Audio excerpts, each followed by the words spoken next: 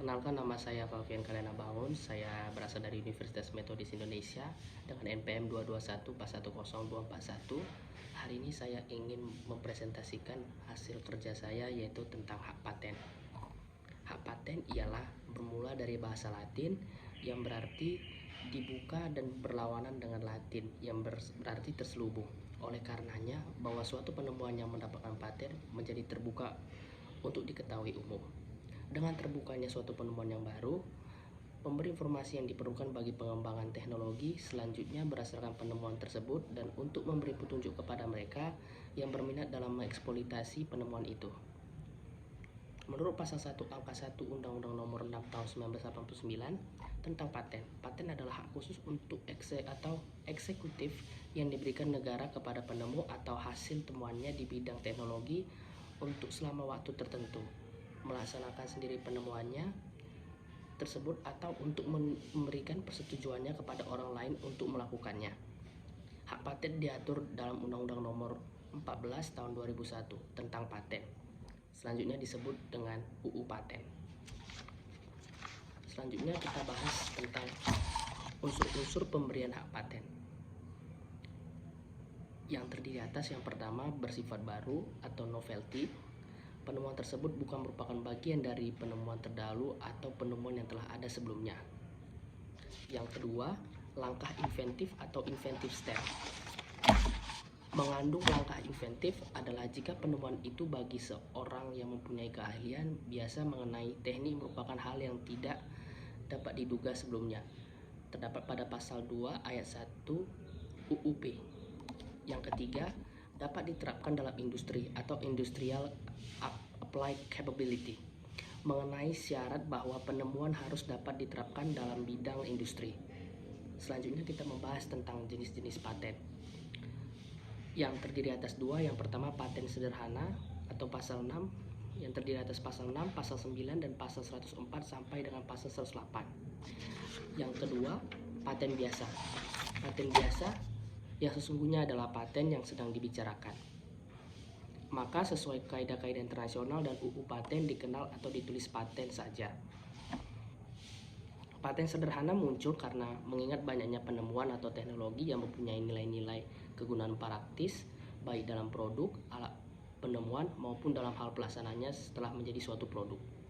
Paten diberikan terhadap karya atau ide penemuan atau invensi di bidang teknologi yang berupa produk ataupun proses, kemudian bila didaya gunakan akan mendapatkan manfaat ekonomi. Inilah yang dasar bahwa paten mendapatkan perlindungan hukum. Perlindungan hukum yang diberikan pun tidak secara otomatis, harus ada permohonan sebelumnya. Selanjutnya yaitu tentang permohonan paten. Paten hanya dapat diperoleh dengan cara permohonan, yaitu dengan cara memohonkan invensi yang ingin diperoleh patennya ke Ditjen Hak Kekayaan Intelektual yang selanjutnya disingkat dengan Direktorat Jenderal Hak Kekayaan Intelektual atau Ditjen HKI. Dalam pendaftaran tersebut memiliki prosedur mulai dari tata cara permohonan dan syarat yang harus dipenuhi dalam pendaftaran paten. Dalam pendaftaran dengan hak prioritas diatur secara khusus pada Undang-Undang Nomor 14 Tahun 2001 tentang paten pada pasal yang ke-27, yaitu yang pertama, pendaftaran menggunakan hak prioritas sebagaimana diatur dalam Paris Convention for the Protection of Industrial Property yang mengatur tentang jangka waktu dan tata cara dalam mengajukan pendaftaran. Yang kedua, pendaftaran yang menggunakan permohonan dengan hak prioritas wajib dilengkapi dengan dokumen prioritas yang disahkan oleh pejabat berwenang. Yang ketiga, apabila poin pertama dan kedua tidak dipenuhi, maka permohonan tidak bisa diajukan dengan menggunakan hak prioritas.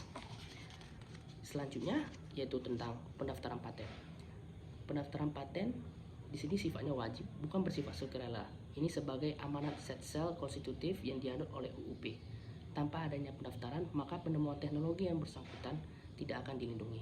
Oleh karena itu, penemu teknologi harus mendaftarkan temuannya kepada kantor paten yang dalam hal ini adalah Direktorat Paten, Direktorat Jenderal Cipta, Paten dan Merek Departemen Kehakiman di Jakarta.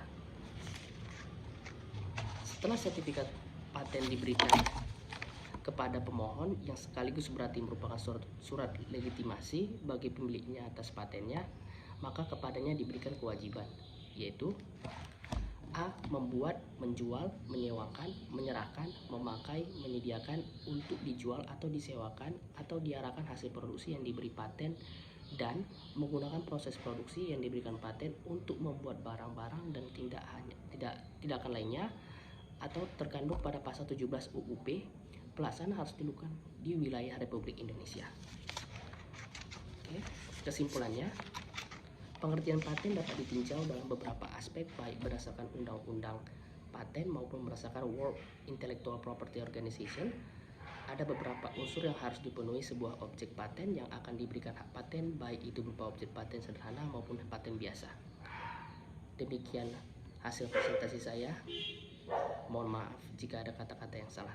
Terima kasih.